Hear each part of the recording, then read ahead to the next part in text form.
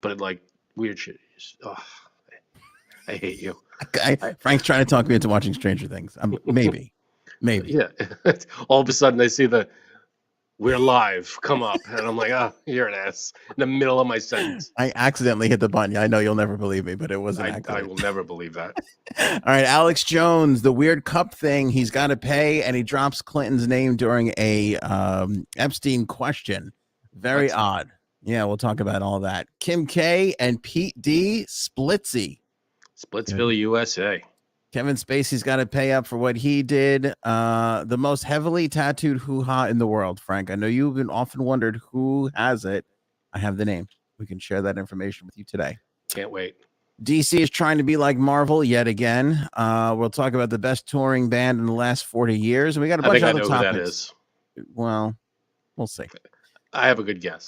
We got a bunch of other topics to talk about that don't have the honor of getting a little flashy card up in the beginning. You'll just have to stay tuned.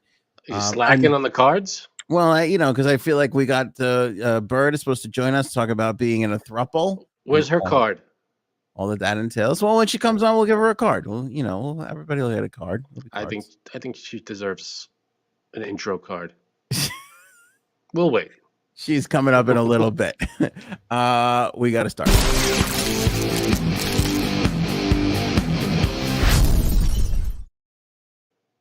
Also, I'm not sure if JSAPS is going to return because she is back from vacation. And there is a saucy rumor, controversy that has been born out of her time away. Saucy? It was very saucy. Very saucy. Has to do with her marriage. Is it on the rocks? Oh, boy. Who knows? Is it neat or on the rocks? We'll see. Alex Jones. Okay, a couple things. Trial, he got wrapped up yesterday, that whole thing. We talked about this in the last episode, so I thought it was a good chance to follow up on the great Alex Jones. A couple things that we missed when we were talking about it the last time around, and a couple things that are really sort of just making the rounds and making the news. I don't know if you saw this, but Alex Jones was drinking from a cup. Then he finished the water in the cup. Okay. And then he kept picking it up and putting it to his mouth like he was drinking. Like he's on TV and he's doing take after take after take because they have to film different angles. Like a pure sociopath. He continued to pretend to drink from the cup. Is that not the craziest, like, sort of wacky, bizarre behavior? I mean, it's very clear that it's empty. It's clear that it's empty. Yeah, give me a second. I'll put it in the chat because I can't play it because I didn't cut it up. But we'll put it in the thing for everybody to see. But yeah, it's pretty obvious that was he trying to go for like the insanity thing? Like, did they try to plea like he's wasn't well when he said all this stuff or? Well, that's clear that he wasn't well. I mean, that's a given, I guess. But yeah, I mean, if you're drinking from a cup with nothing in it. By the way, it's not a huge cup. So if you just take an average on how much water that cup could possibly hold versus how many times he put it to his mouth to take even the tiniest sip. And it's a weird thing to do. Yeah, you're like so out of water so fast. It's so annoying, by the way. Side note here. When in TV or movies, when it's obvious that whatever they're drinking from is empty, you could see like the weight of it, and they make this whole show of drinking from it, but just by the way they're holding it and the way it's moving that it's empty. That's kind of annoying. I hate that. I told you I get distracted. I start watching people eat on shows and they taking these tiny little bites. So they're that's all I can see. That's all I can watch. I'm out of every scene where there's food involved. Yeah. Every scene. But that's crazy. There was a show like that recently. Every scene there was someone eating. I was like, I can't watch this show. I can't. It's just too much eating in this show. It's every scene. I can't remember which one it was. Okay, by the way, have you watched The Bear on Hulu? No. Okay. If you promise to watch The Bear, I will watch Stranger Things. Wait a minute. Stranger Than Fiction? Stranger Things. Stranger Things. The Bear is what? It's only first season? One season, 10 episodes, half hour. and it's over after the 10 episodes. Or they're That's doing it. another season. I believe they're doing another season. All right. So I only have to commit to watching whatever's out now. And okay, I trust Bird over you. Uh, but you're gonna commit to watching all 4 seasons, and then the 5th season of. Well, once you watch Stranger Things, you're gonna get hooked anyway. So it's not like I have to force twist your arm to watch the rest of it. Once you're done with season 1, You think I'm going to just be into it? Yeah. You think I'm it's going a to get hooked in? it's a good show. My wife and I, we tried it the year, maybe like the beginning of the pandemic, and we started the first episode. We just weren't in like the right mindset to watch it, so we were like, nah, we're not gonna do it. And then we didn't watch it for like a year and a half, 2 years, and then we just literally a month ago wrapped up watching it. That's And the it was thing. I great. gotta be in the right mindset for a show like that. And I don't know if I'm there. Maybe tomorrow. I don't know. I do have You're tomorrow not in the evening. mood? Well, you get in the mood. What is that from? I just What is that from? something like got I drove no all job. the yeah. I got no money. I ask you for details. You're not in the mood. Well, Oh, you George get in the mood. Costanza. Yes. Yeah, when he's like details, and he's like, Not in the mood for okay. detail. You're not in the mood. Not in the mood for detail. All right. Very good. So that was that. Then he was ordered to pay $4.1 million to the defendants or to the families that were suing him. Right. So that was good. Each?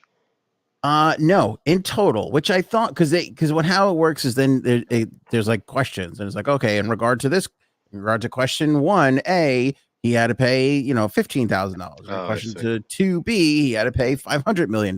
So when all the counts were added up, there was a couple of 1.5 millioners in there, and basically it all came up to just over $4 million for him to pay, which honestly, I like to see him lose. He deserves to pay. And I'm saying this not just because he was a dick about it. I am a free speech guy. I do always tend to be on the side of the performer, the entertainer, the news person, the radio person that inevitably always gets fired. I'm always on their side because that's my team. But this guy, I mean, not only did he take it way too far, but he profited way too much off he of profited off of it. And not only that, innocent families who, besides the fact that they just lost their children. Yeah. I mean, that's bad enough. Then you got this guy making their lives a living hell on top of that, telling people this didn't happen. And you got people who, like they said in the trial, they made their lives hell because they were calling them actors. They just didn't get, they were getting harassed all the time about it. Yeah. And it's like because of this guy. It's what you say has consequences, and if I don't know, it's just he presented it as this is what's happening. It's a big scam. They want to take your guns. And this is why they're doing it. These are actors. These are crisis actors. And they brought all these people out and were like, we're real. I don't know what you're talking about, man. You're where you came up with this, why you're spreading it around. I mean, if you have a theory about something, you want to put it out there and say, oh, maybe this deserves to be looked at. You don't come out of the gate swinging with, this is all bullshit. And these people, I mean, depending on like if it's Bigfoot, nobody gives a shit. You could say whatever you want about it, and Bigfoot's not going to come and sue you. But this happened to be about innocent families who just went through the worst tragedy a family can go through, and you're calling them actors, and you're saying they're full of shit, and this is a government cover up, and I mean it was unbelievable. The guy he went off on this thing, and he just dug his heels in, and he just did not let it up, and it was unbelievable. No, and by the way, I got more news on this in a second here, but he yeah, and he knew that's the thing, like he knew he was wrong, and he kept it up, and he probably knew, oh, if I look at it this way, or if I if I dig that way, or if I, look at, if you're only listening to one thing, or you're only looking down one path, it's a different thing. You got to go, you have to unturn everything if you're going to be the journalist that he claims to be, the truth seeker that he claims to be. So then, you can't just do it one way and then harp on it and then cash in and make bank off of it when there's another side. I mean, he gets paid for his podcast, no matter what he says, right? It's just his show, and he could come out and say whatever he wants, and he's going to get paid to do his show. And yeah, he did get paid and he was spewing lies, but it's the lies part. It's the stuff that affected these families. Like if he said, "Oh, the Bigfoot's not real," and I don't care what anybody says, nobody has proof. It's not real. It's a cover up. Everybody be like, "Ha ha ha! Look at this guy. He has, it's not real. It's real. I agree with him. I don't agree with him," and that's probably as far as it would go. But when it comes to real people and people who've gone through something like this, you're gonna strike a nerve in the wrong spots, and it's gonna come back to bite you. Gonna come back to bite you right in the old rear end there, big dog. Right. Right in the old bootski. Yachol. Sorry, can't read. He perjured himself a few times. He did. He's going to have to answer for that. The lying about the text messages was definitely a bad thing. I think Robin said it best. Speech is free. Lies will cost you. And that's the difference. He deserves to say everything he said, but that's a t-shirt. But I think he knew it was wrong. I think at a certain point he knew he was wrong, but he kept it up, and he kept, no matter how it affected people, he kept cashing in on it. Yeah, and it was clearly, I don't know, but he had to have gotten wind of the negative effect it was having on these families at some point, right? Well, that's the other thing too, and it's like, but I guess if you're here's the thing to that, Frank. I guess if you think that you're uncovering something, you think that those families are the bad people. Yeah, and that's, I think, his mindset. That was his mindset going into it, And listen, we've all been there, like, especially when this first started going on. Like, I remember watching a video where people were like joking, laughing, and then they like zoomed in and like started the press conference, and then people got all serious and sad looking, and it was like pretty disingenuous. I forget who it was who was doing that, but it was pretty disingenuous, Mm-hmm. So I understand where it's all starting to come from, but to sit there and be like, this was all crisis actors and lies and made, like, it's insanity. It's craziness. I mean, the truth of the matter is nobody knows why these families go on TV and sit in front of press conferences and cry in front of the cameras. But when you are in that much shock and devastation, you they just stick cameras in your face. That's you what go they do. and you go into like this automatic mode of that's what you've seen, and that's kind of what you do. It kind of just happens. Plus, it's also, I don't know. Obviously, I don't know what the parents and the families have gone through, but I would think that if they were going to go in front of cameras and stuff like that, it might be to spread the word about what happened. Try to make sure it doesn't keep happening, and so that people remember your kid, your dad, whoever was involved, whoever the victims are, and because if you don't hear, I don't know, it's just you need, I guess, to hear from these people. It gives it a bit more impact, so people pay attention more, and I think that it helps make it more real for. Yeah, maybe. I think these people just don't know what else to do. I think they just don't know what else to do. And plus they want justice, so they're going to come out and whoever's pointing the camera at them, we want justice. We don't want my son or my daughter or whoever to have died, and then and nothing comes of this, and right. There has to be a purpose, all this stuff. I mean, it's terrible. Like what he did, it just doesn't. I know if you want to advance a theory, but there's got to be some shred of proof. There's got to be. I mean, did he even like do any journalism? Did he go down to to Sandy Hook, and did he talk to these families?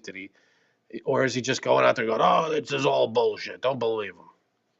Well, it was partly that, but it was partly like he would just be wrapping it up into this grand conspiracy of, it's part of the whole thing. They're eating babies, and Sandy Hook was a lie, and the pizza shop thing, and it would just be this one long stand. And again, like I said, he was wrong about all of it except for Epstein. Epstein, he had right. That was basically it. He got one out of how many.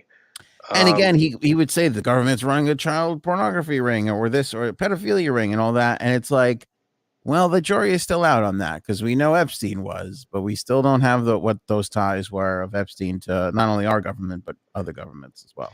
Yeah, I mean, but when you throw stuff like that in with the batshit crazy stuff, no one's going to listen to you. You're trying to make a valid point about something serious, and then you start saying, "Oh, it's turning the frogs gay." I mean, you're losing people. People just think you're a joke, and you're not a real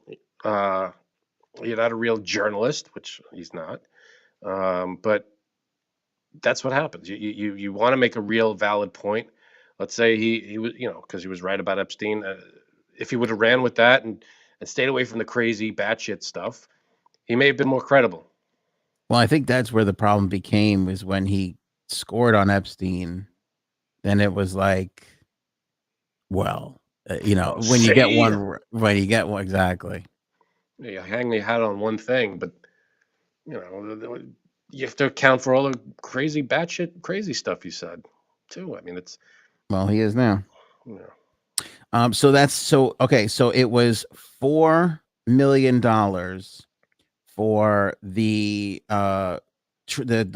lawsuit itself. They were seeking 150 million.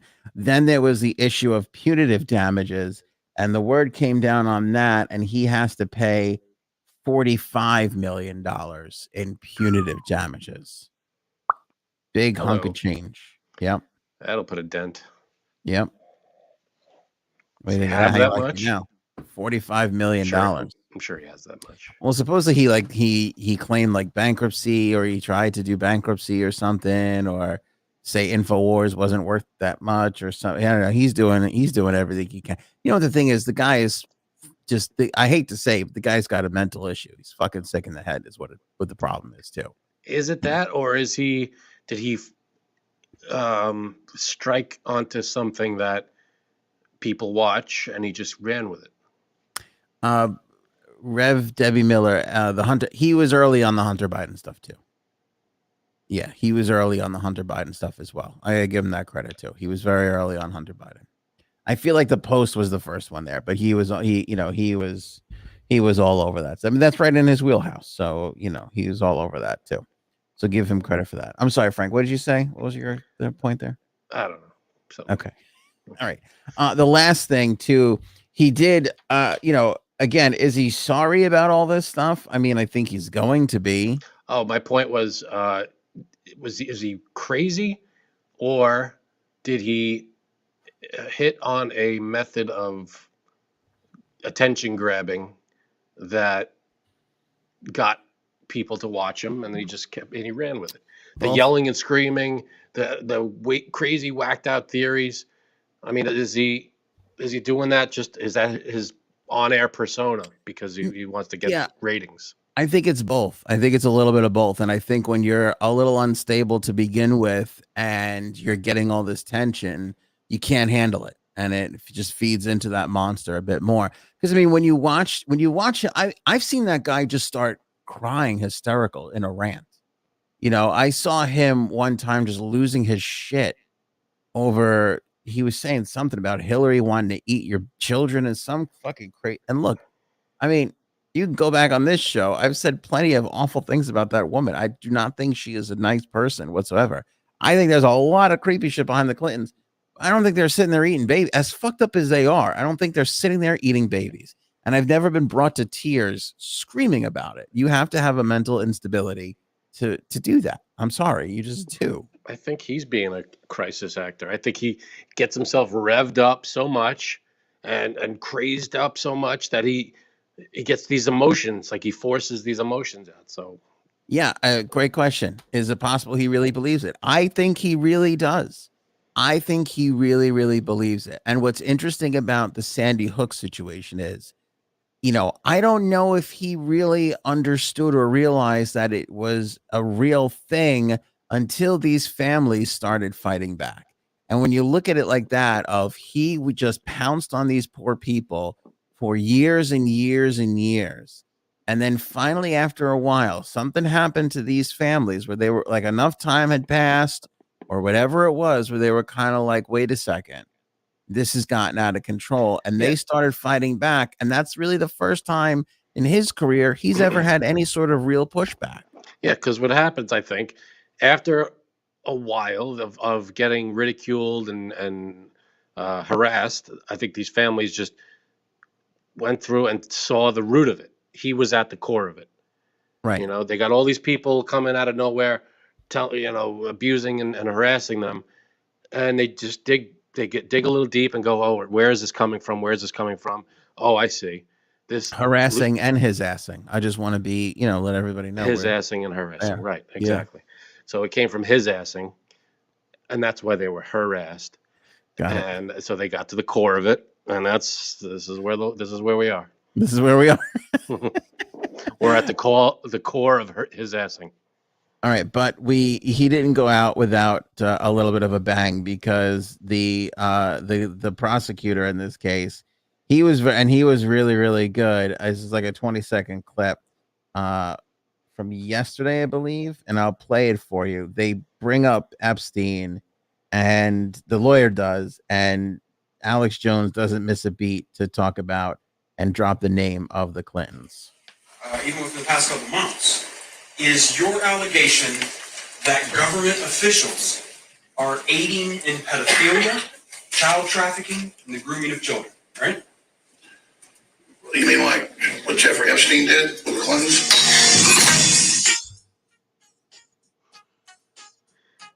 What the? Oh, that's Yeah, it's like TikTok the Snoop Dogg thing. Yeah. Right. All right. Well, hey, yeah. I mean, Jeffrey Epstein, the Clintons, we don't. The Blintons, we don't know. The Blintons, yeah. Who knows? It's time for my annual event that Bill likes to show up at. Oh boy. I don't think I'm going this year. I can't do it. Are you going? No, I can't. Why not? Because he's going to be there? I don't know if he's going to be there. I can't do it. I can't face him. I can't stand there and be fake after all we've said. Yeah, then don't go. And I feel weird if I go, and then I'll feel like, listen, the charity doesn't, they don't need your they do not need. I'm not bringing much to the table as far as the charity goes. Yeah, I mean, you got to see some of these fucking people, dude. I played in this game with, forget the famous people, the people that you've never heard of. That would probably just rich people that just want to be there and give. Yeah, just write $30,000-$40,000 checks every year in and year out. Good. What is it? What is the cause?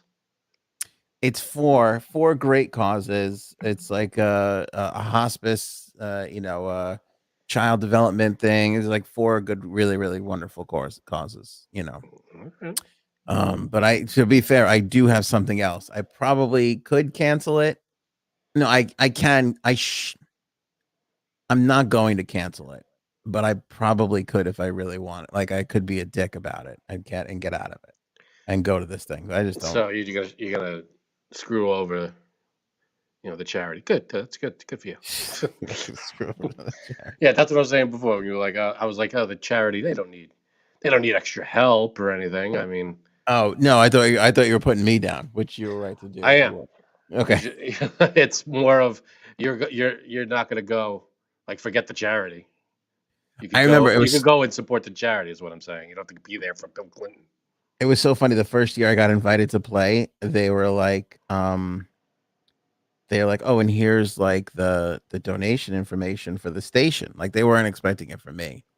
And you've worked in radio for far too long. And I looked at the woman and I was like, donation for the station? I'm like, and I looked at the paper and it was like, what was it? Not expected. What do they call that? Suggested. Suggested player sponsorship donation, whatever the fuck it was worded, $5,000. I'm like, there's no fucking way. There's no way this station is given $5,000. And what do you? Maybe. No, stop it. What do you think the answer was when I went to the general manager and I was like, hey, they're kind of looking for $5,000? What do you think he said? I bet you Frank gets this right. We don't have it. I mean, what did they say? Well, Or no, but what, we paid the $5,000 in our appearance, and what? Yeah, that's how we made up the $5,000 is with our time. we could do it in trade for on-air time. Trade, yeah, okay. We could trade. Do they need commercials? We'll give them commercials. We'll give them commercials. That was the toughest part about working in radio, was the entire lack of like charity, like at all times. Like I shouldn't say that. They were happy to donate airtime, but actually get cash out of the hands of these people, never, never. Like, I mean, never. They were radio stations every now and then would donate. Would do a charitable donations. There was a couple of times that they wouldn't let me do it for free. That they were like, you have to make an appearance. It has to be an appearance fee, because the station had to get their cut of the appearance fee. That happened a couple times. Yeah. Oh, yep. That happened a couple times. That's gross. Mm-hmm. Mm-hmm. Asking for an appearance fee at a charity. Mm-hmm. That's something. Mm-hmm. How good? And that didn't make me. I'm like, and they like hand you the envelope, and you're like, thanks. And you couldn't be like, this didn't come from me. Yeah. And then you can't fucking just flip over and give them the money back, because that sans the fucking station money. Yeah. I would try and like fucking dole it out to other things. Yeah. I don't know if I ever did anything like that. I don't know. Did I ever do a charity thing I have no idea. You've never done charity in your life, which is shocking. I've done charity. Well, I've done events where there were charities there. We got paid. Charities were taking place, I guess. Yeah, I don't tell you. Speaking of goodwill, Frankie C, Jumpstart Coffee Company, they give half of what they make to the Navy SEAL Foundation. That is the charitable spirit right there. It's really good. They are grateful for those who lay their lives on the line to give us our wonderful freedoms that Alex Jones just pisses away so valiantly. Blatant. Just no, yeah. I don't need my freedoms. Prick. Anyway, Jumpstart Coffee Company proudly sponsors this show, this podcast. We love them so much because I love their coffee. Really, it's selfish. I am a taste buds guy first. I love their coffee first. I love that they help our veterans second. It's a close second, but it's, At least you're honest. I'm being honest. It's delicious coffee. I wouldn't send you to go buy it if I didn't think it was absolutely phenomenal. If you grab some right now with the link in the description, I know you'll love it as well. Use the promo code AOA15, save 15%. And that doesn't affect the 50 they throw over the Navy SEAL Foundation way, because they support our veterans who are coming back in the Navy SEALs. And that's just lovely. Thanks to Jumpstart Coffee. Yeah, they're the best. Love it. You broke this news to me just before the podcast. Kim K, PDD, Splitsy. So much for those tattoos. I forgot about the tattoos. Yeah, he probably should have waited a little bit. How long have you been with your wife? Like 13. Married or been, just known her. Dating. Like from dating on. 13 years, 14 years. Damn. Yeah. You don't have a tattoo over on you? I don't have any tattoos. I have zero tattoos. I'm waiting. I told my wife 20 years. If this works out in 20 years, I'll get a tattoo. Need a little bit more Frank and Anthony and Pete Davidson, I think, is what the problem is. Plus, even more so, because that motherfucker's running out of space. That's true. It's not like he's got a lot of real estate to work with. I mean, how do you get any work, other than you're typecast for the rest of your life with the tattoos? Yeah. Well, he's Pete Davidson. That's the thing. That's true. That's true. He's just going to play Pete Davidson. Yeah. Even if he's in a movie, he's just going to play Pete Davidson. Yeah. And in sketches and whatever, it's always just going to be him being Pete Davidson. That's right. Right. Right. I hope he made enough money off that fucking smart water, because I don't know how much more is going to be coming in now that he's off the. He's not on the show, probably. He's not. I'm not going out to these crazy fancy islands that living it up off of. I'm looking. I mean, the trips alone. I mean, how could you, I don't know if I could get out of a loveless relationship with trips like that. You don't know if you could. You should be like, we'll stick it out. I'd be like, I can't stand her, and I don't think she likes me. But look how clear this water is. Honestly, I mean, it's so luxurious down here. I can't take it. Yeah, I'm not sure. I don't know if there's any reason, like what multiple sources. Nobody really gave a reason. TMZ page 6, they were kind of on it quickly. They said a source said their age difference could have contributed to the decision. Another insider said that they called it quits earlier this week after the 9 months, and they just said they decided to be friends. I don't really, I don't really know what the reasoning is. I mean, I'm not surprised. I am surprised at the timing, though. I thought this would have lingered on for a couple more years. Yeah, I mean, I thought they would get married.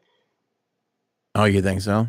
I thought they were gonna. I was just waiting for the day where they go, oh, we got hitched over the weekend. Yeah, but I could have definitely seen that. Well, especially the way her sister fucking got hitched like 3 times. All right, Paige with a valid comment. LOL, lucky cuddles. Pete does it in 2 months. Anthony's thinking maybe in 20 years. Well, she's got to earn it. Listen, does she have any of your name? No, she doesn't. She does have tattoos though, which I find incredibly sexy. Tattoos on a girl, I think, are incredibly sexy. So when's the Anthony on Air logo tattoo coming out? Well, here's the thing. She said to me, she goes, I'd get your name tattooed on me. And I said, I don't do that because I won't respect you, because of that would be such a poor choice. And she's like, well, I already have tattoos. And I go, it's not about the tattoo. It's about what you're putting on your body. The content. Yeah. I already married the guy and had 2 kids with him. What are you? Right. You're already such a disappointment to me because of your choice in bed. Don't ruin it further by making it permanent. No. I mean, there's still time. The cuddles, you can still pull the plug on this. You can still get out. You can still go. Well, look at Pete Davidson. I think it wasn't just a tattoo. Wasn't it like a brand? He like carved. Yeah, it was something weird. Yeah. Yeah. Yeah. And didn't he get like, I don't remember this clearly, but I thought he got like the kids' names too. Yeah. I think I remember that. Yeah. That was weird. They only up till now they've been dating 9 months. It's not even back when he got those tattoos. It was like 6-7 months. Well, 2 months according to Paige, and I think she's accurate. I'm gonna go by her word on that one. Man. Yeah, no good. That's well. I didn't think it would last, but I didn't think it would be. I thought they would go a couple of years too, and I thought they would at least get married. They seemed like, this whirlwind kind of couple that did everything together. He seemed like he was head over heels with the tattoos, and he like. Well, what other choices does he have? He's a scumbag Staten Islander. What the fuck? Yeah, now what? Well, before Kim Kardashian, he was dating. Or at least seeing, Ariana Grande, I thought was one. Yes. He had an older one that was very respectable. What was her name? Evangeline Lilly, I think, was another one. I don't know. Help us out in the chat. Who was the girl? She was older. She had a respectable career too. I think that was her. They were like at a basketball game. They were making out. Cuddles in the chat. I've said multiple times I want more tattoos, and specifically some for Anthony and the kids. Well, she gets. I don't get a tattoo. I will not. First of all, I told the kids the same thing. I go 20 years until I would even consider putting your asshole names on my body, because I can't. I'm a little insulted that I don't get my own tattoo on. Cuddles doesn't get one from me. Kate Beckinsale. Cuddles not nailed it. Kate Beckinsale. Very good, Cuddles. Yeah. Kate Beckinsale, respectable career. Kind of dumpster diving to go for fucking. I get Kate Beckinsale and Evangeline Lilly mixed up. I think they're the same person. I don't know who Evangeline Lilly is. She's Kate Beckinsale. Okay. Oh, got it. Now I know.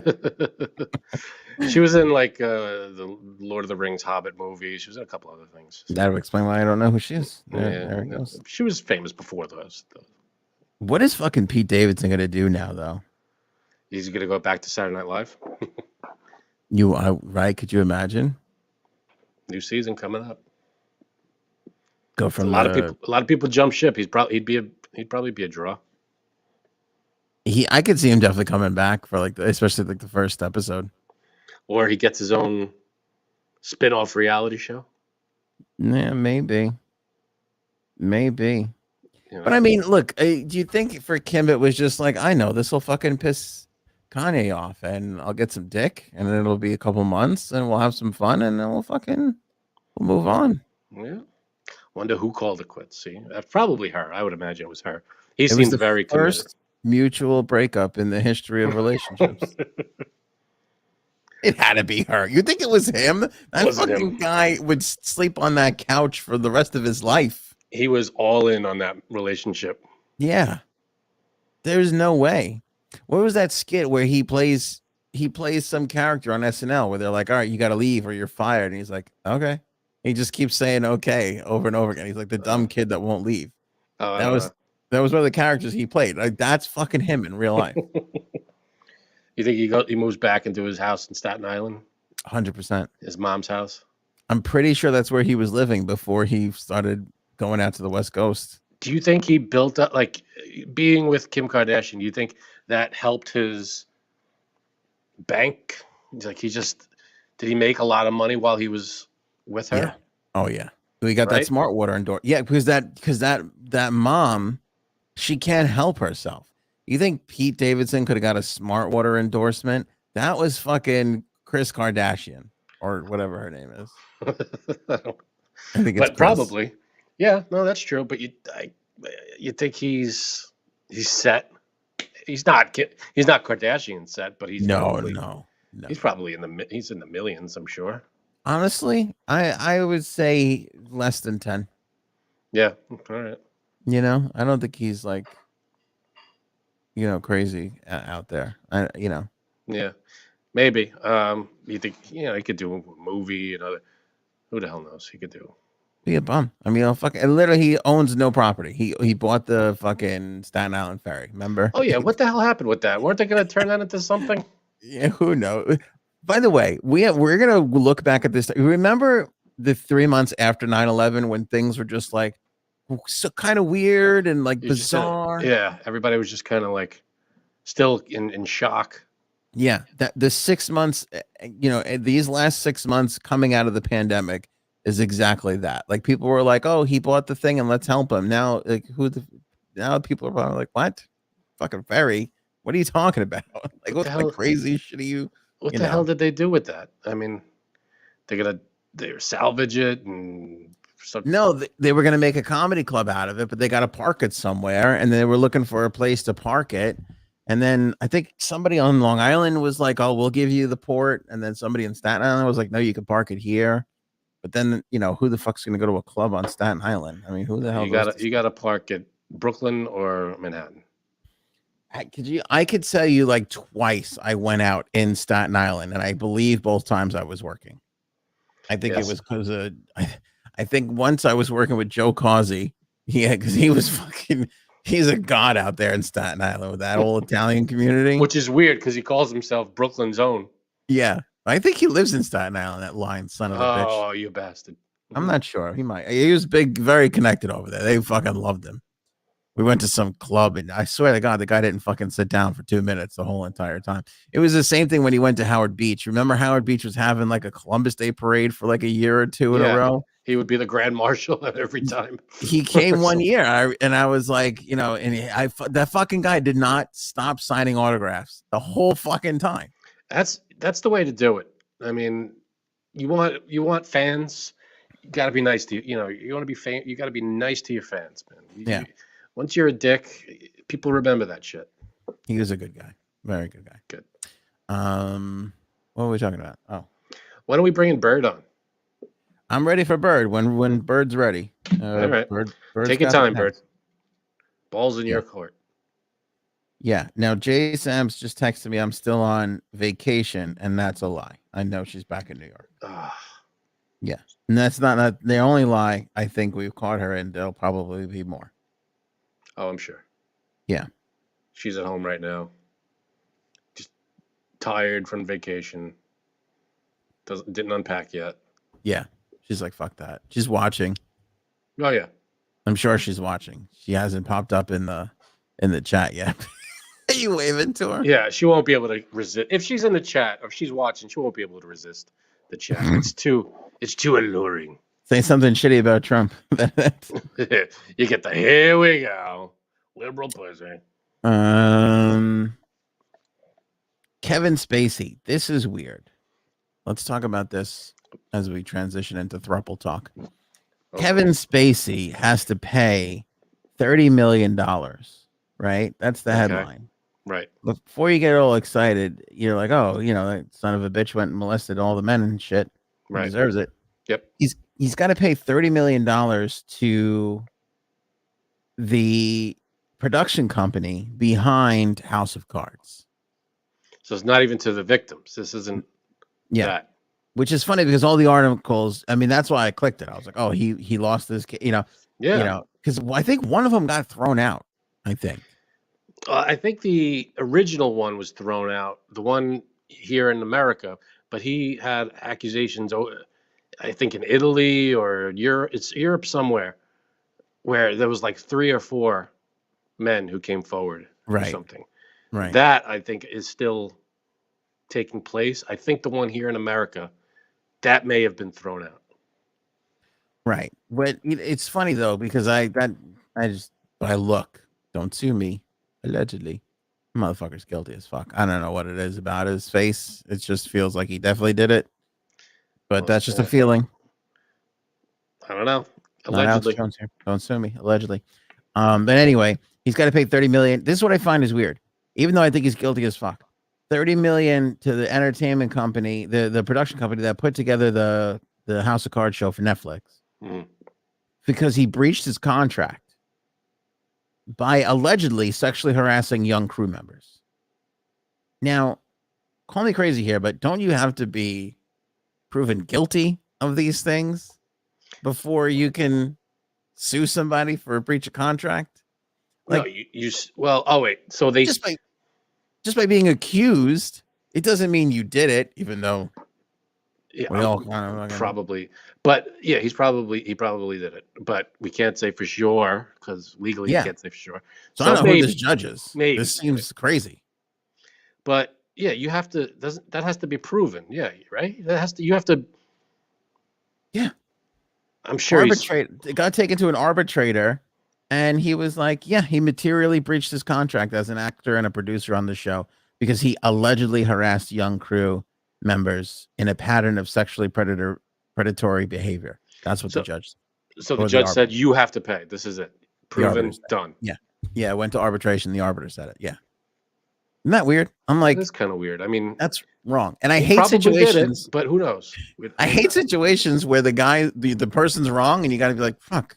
Yeah. They shouldn't have to do that. That seems a little. I mean, it seems like something that could have happened. But again, I'm sure he has a case where he could fight that. I don't think have you to prove can appeal in arbitration. Oh, I don't know. We'll see. Oh, fuck that guy. He's got $30 million. He can pay up for sure. All right, you ready for some throuple talk, Frankie C? Ready as I'm gonna be. Believe Bird is in our virtual green room. Bird has landed. Bird, an original member, by the way. One of the originals. Ooh, an OG. From back in the day. All right, let's bring her up. There she is. What's up, Bird? Bird in the house. How's it going? How you doing? Pretty good. How are you guys doing? All right, welcome to the show. We're doing good. Thanks for doing this. I appreciate it. Yeah, no worries. Hopefully, no professional people see it. Professional people. Don't worry about it. Nobody's watching this.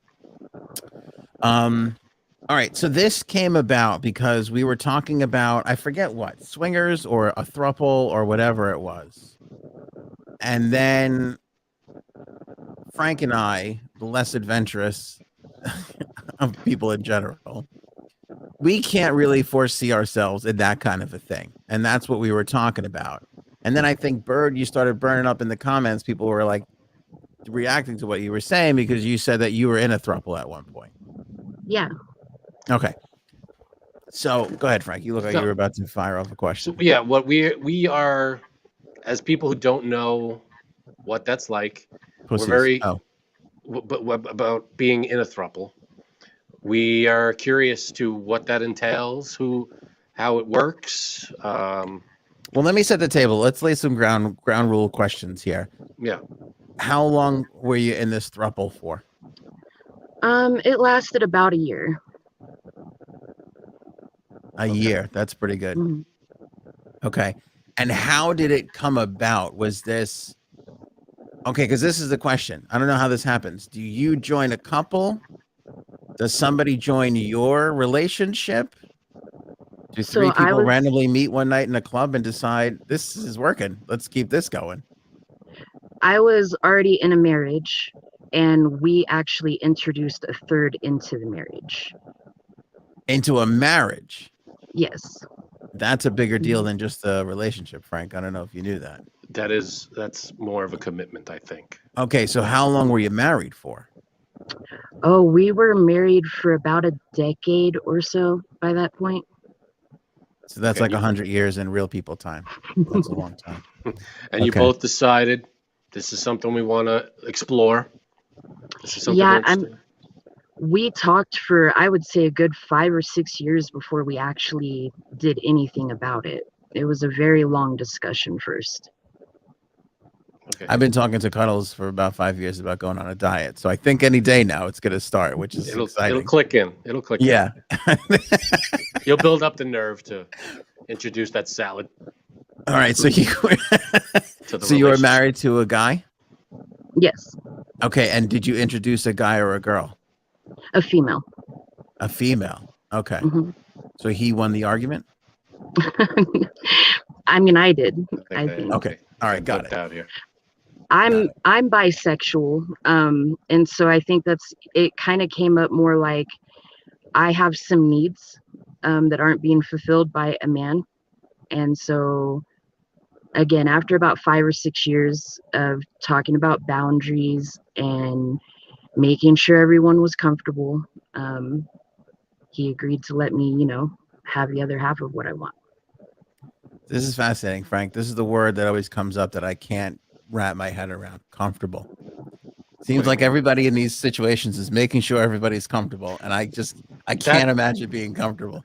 Well, that's the big thing. Who are Yeah. you comfortable with it? Everybody's got to be on board. I'm sure it's got to be a mutual decision. You have to come to the agreement, and everybody's got to be happy, or else I can't see it working. If everybody's not happy. I would say the trickiest part was finding the third person, because I mean, they have to respect the boundaries as well. Mhm. And a lot of what we ran into while we were, dating a third was women that didn't understand the dynamic. They thought we were in a competition, or that it was more his idea than my idea. I think they thought maybe they were joining to be with him more than me, is what we ran across quite a bit. Okay, so you dated for a while. Is that right? Is that right? Okay. Yeah. All right. Well, let me start with this, because this is what I'm really fascinated by. Who brings that up? Okay, obviously you bring it up first. And how do you bring that up? Because that is such a delicate moment, I feel. All right, so it actually came up as like dirty talk during sex at first, and kind of graduated from there of, hey, I don't want to just talk about it during sex. I actually want to do it. Okay, so you finish up a round with your hubby, and he looks at you and goes, that was all like just dirty talk, right? And you were like, actually. Right. I mean, essentially, yeah. Huh. Okay. And then you started. It was an agreement. You had a discussion, conversation, and you started talking it. Wait, you said no, for hold what, on. 5 or Wait. 6 years. Did he For cry? what? Did he cry? When No. he didn't cry? No. Better than I would have done, Frank. You would have cried. I would have been like, yeah, sure, let's talk about it. Well, you always cry after sex anyway. Yeah, listen, I know I don't fulfill my wife. It's just hearing it come out of her mouth. It would be the devastating part. You know what I mean? That's what would be a little tricky for me. Anyway. All right. So it was dirty talk. Then, but how does it get down to like, oh, let's like, I want to know about that moment. Are you having breakfast? Is it like, making dinner? What's happening here? Where you're like, hey, by the way, all that shit I've been saying, thinking about trying it for reals. I mean, it was so long ago that I really don't remember the context of getting more serious about it. But like the first thing we did was try Craigslist, actually, because that was before there was really any websites for this kind of stuff. Right. And we weren't really bar goers. I don't really know if we would have been comfortable picking up a woman that way anyway, because we wanted to have a discussion with her first about, hey, this isn't just a hookup. We're actually looking for someone to join the relationship. And so Craigslist kind of segued us into meeting some of the women. Okay. And so how many women did you date? Did you try out? I like 3 or 4. And the first time it really was just more of a hookup because I don't know, I guess wanted to see if the jealousy was going to be a problem and make sure it wasn't going to be a deal breaker. And then there was one chick that we hung out with and dated for probably about 3 or 4 months before we actually got intimate with her. And then we found a girl on Facebook, and she's actually the one that was with us for about 9 months. And she lived with us for the last like 2 months of the relationship. Now, did she, and of course, this probably goes without saying, but feel free not to answer any of these questions or any questions we ask. This is all personal stuff for you. But how was it like in the household? Was it all equal, like chores and things like that? What? Well, Who had to clean the windows time, is what we want to know. No, I'm saying, is it 3 people working, equally to run the household, or is it, it's a roommate that doesn't have equal say in the house, or Okay, so we have 2 children together. So as far as that went, it was understood that, we're the parents. She doesn't do any of the parenting.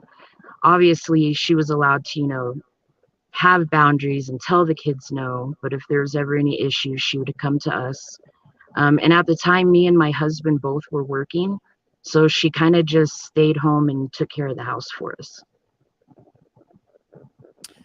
All right, I'm also fascinated by this. It seems like there was a lot of socialness to it, where you were like going on dates and like talking to people and hanging out with people. That sounds like my nightmare. Like that's nothing I want to be doing. Like, like once you get married, you're like out of that stuff. Now you're back into that stuff. Is that weird, being like buying people drinks or having people over for drinks or that kind of shit? It was, I would say there was actually like a comfort to having a partner in dating instead of kind of being out all on your own in that situation. See, I wonder if it's weird for the third person coming in then to be like, fuck, I'm like outnumbered. Like, I don't know what I'm doing here. Well, that's the difference. Definitely right. It was an obstacle that we would, try to get over, but some women couldn't. They felt like a third wheel. And I could understand that because, again, we had a 10-year marriage already established at that point. Right. So now, how did you get past, like, do you have to go out with them a few times in order to build trust and get to know them? I mean, how close do you get to their lives too? Like, are you meeting their family, stuff like that? Do you get as close as you would to, as you would to your partner that way? Okay. Well, first, I wasn't really close to my husband's family either. Okay. We were pretty, I don't know, wrapped up in each other. We didn't really have much friends and all that as far as that went. We never got around to meeting her family, but her family lived in Chicago. So, I mean, that was kind of the biggest reason for that. They just never were around to meet. All right, We were you said kind there of was the people, I guess. Okay. Like, I see. Now I could see that because I guess your family's far away. You're kind of Yeah. looking for, here's a family, kind of like ready made. They're there. I could see that. right. All right, I'm curious about how does it work? Like you said, you went through a couple. One you were social for a little while. I guess so. I'm guessing there was 1 or 2 that flat out didn't work out. what happened there? Like, how do you know, like, oh, this is it just like, because I would imagine, like, okay, when you go on a date, Frank, right? You're like, oh, okay, do I like this person? Is it kind of getting along? Whereas in this situation, you're like, do I like this person? But then you also have to look over at your husband and be like, is this working for him? Like, how do you have those conversations when they get up to go to the bathroom? Like, how does that all work? So we would talk about that after the date. It kind of felt rude to say anything in front of them. And so, okay, so the way we would work it out usually is the first date, we would all three go together, and then I would go on a date or he would go on a date, and then vice versa, so that we could have some alone time. And then we just kind of reported back to each other, like, how did it go? How did they behave when you guys were alone? And trade notes, I guess. Okay, wait a second. So you went 3 together, and then the follow-up to that is one of you would break off and go, followed by then the other one break it off and go. Right. You have your own separate individual dates. That takes a lot of trust. Yeah. Trust is a weird word for it. I think it's just you have to be willing to let go of any control. Like it's either going to blow up in your face or it isn't. I think is more the attitude of, I guess that's trust. Right.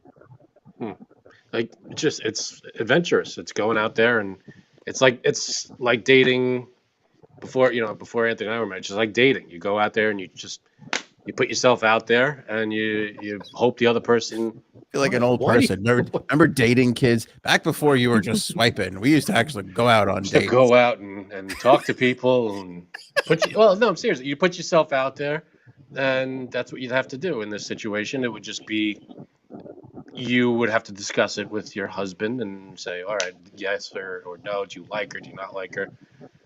Were there people who came close, but there was one thing that was, you're like, nah, I don't like this about this person. Right.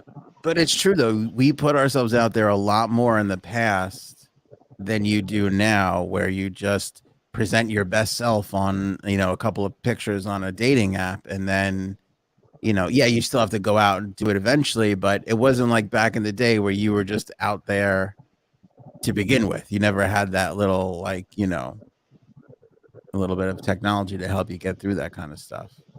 All right, so that's interesting. So was that the case for all the girls? Like you all broke off on your own dates, or were there somewhere it was like it didn't even get past the first encounter? Sure, there was at least one or two where you just kind of got, it's a weird vibe that you got off people, which again, just like with any dating, you can go on a date and you just kind of like, you don't jive with that person. Yeah. So there was a couple that way, sure. And was this all on Craigslist, or were you meeting people?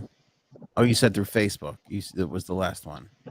Yeah, the one that we actually ended up in a long-standing relationship was from Facebook.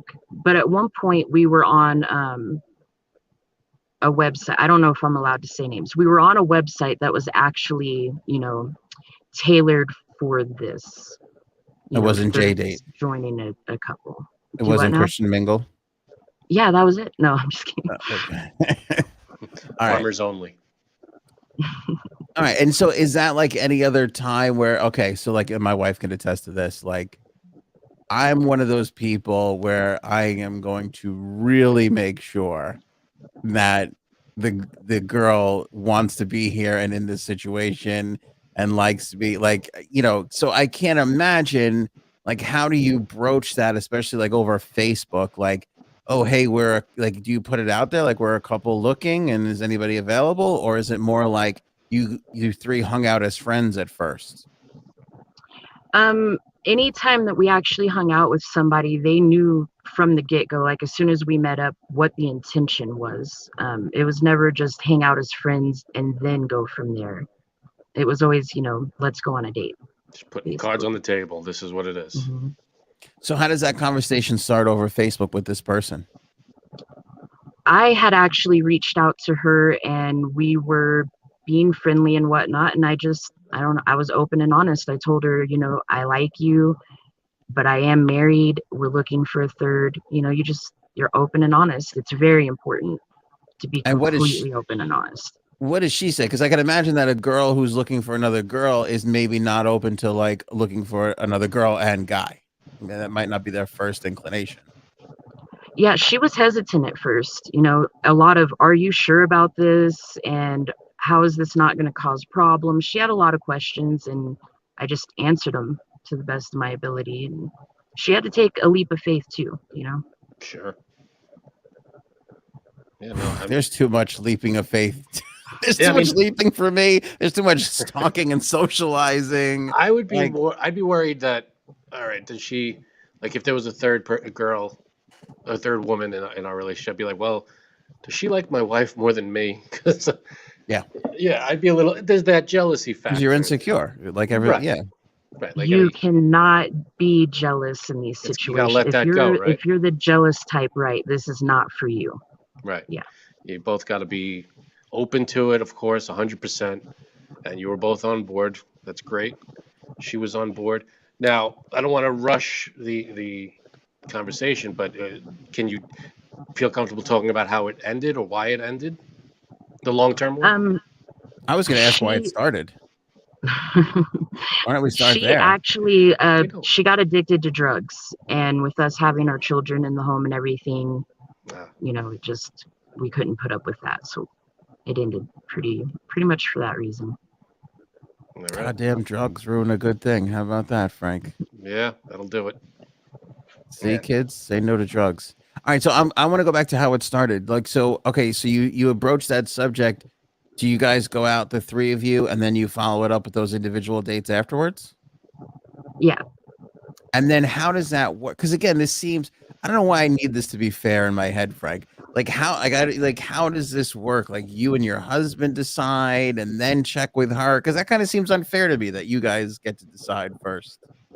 Well, she's coming into an already established relationship. So I feel like the married couple, the established couple kind of overrules every now and then, maybe. I don't know. But there has to be, is the married couple mostly in charge, or is it a three equal say? Three-person? You have to really try to make it as equal as possible. Yeah. Mm-hmm. Okay. Yeah, like again, you're giving up a lot of control. Right, okay. All right, so when do you and your husband have the conversation of like, oh, I think this is something we want to move forward with? With her, it was basically right after he had gotten done having a date with her by himself. Did you go first and then he went, or he went first? Yeah, I went and had a date with her by myself first. And no real like rhyme or reason to that. It just kind of happened that way. Okay. And do you say this to her? Like, here's how it works. We're all going to go out. Then you're going to go out with me. Then you're going to go out with him. And then she goes, okay. Yeah, basically. I mean, a lot smoother and more charming than that. A little more organic. Yeah. Anthony's not the most smooth person. Well, I find that interesting because I don't even where do you come up with a plan like that? Do you read about it somewhere? Does somebody else tell you about oh, this is probably the way you want to go about doing it? In the 5 or 6 years we talked about it, I think we covered every base there was to cover. So in the 5 or 6 years we talked, we discussed, how we wanted that to go. You set up your own rules and your own way of going about it. Okay. Right. We had been talking for at least 3 or 4 years about setting this up and arranging this before we even figured out what poly was and what triads were. We didn't know there were actual labels for what we were trying to accomplish. Okay. Yeah, I'd be like, do I have to move to Utah? How does this work? Is there a license to fucking get? What are we, All right, now let me ask you a question. Do you get, because here, Cuddles, everybody's praising Cuddles for having a good question. Is it more of a physical relationship or an emotional relationship? All right, so I would say the same way it seems to go for men and women, typically, maybe is the best way to put that. Men are more physical, women are more emotional. So I would say we had more of an emotional connection, whereas my husband probably had more of a physical connection with her. All right, and then when you go out on these individual dates, Is there a moment of intimacy, or is there a kiss? Do you wonder if he kissed her? Does he wonder if you kissed her when you get home?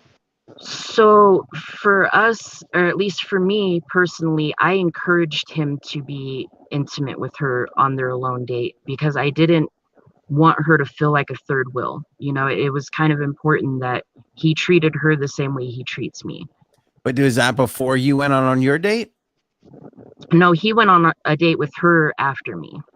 That's what I'm saying. Like, did you go out on your date and then you go to him? Oh, be intimate with her, or was that a rule established before you went out on your date? It was a rule established beforehand. Yeah, because it has to be the no jealousy part of it. Like if you're gonna be intimate, it's got to be okay. Yeah, but that would eat at me. First of all, this would all eat at You're me. not built. That's not your thing. I'm not built for this. Yeah. Second of all, I would be like, why is she telling me this? Is that because she wants to be like, that's what I would be thinking every step of the way. You couldn't handle. No. Couldn't handle this. Nope. Yeah, it sounds like you would overthink it way too much. Yes. Yeah. Frank, would that be inaccurate? That would be absolutely accurate. And you don't overthink much. This would be one of those things. Yeah. I would probably be the same way. I'd be like, what are they doing now? I call them up, texting them. What's going on? You guys getting along? What's happening? Like, is there any like checking up on them, or you just let them go have their date? Yeah.